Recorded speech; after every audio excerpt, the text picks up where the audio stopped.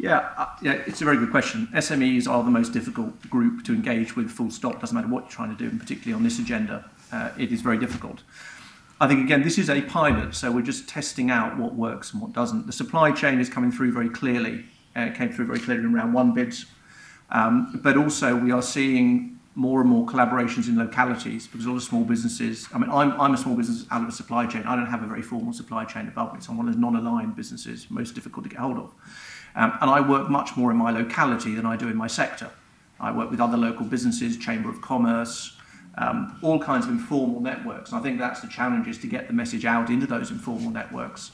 Now, because it's a pilot, we're not going to get everywhere, but I think what we want to see is try and encourage bids from representative groupings. So it is in various localities, it is through sectors, it is through supply chains. But we can get the message out by publicising what went really well in round one. We're going to do more and more of that, use successful bidders in round one. We have a number of SMEs that were successful in round one, try and get their messages out there. But it's through events like this where we can spread the word. There is no silver bullet, but it is about, you're absolutely right, taking a much wider approach than simply supply chains, because that won't work for a whole swathe of SMEs.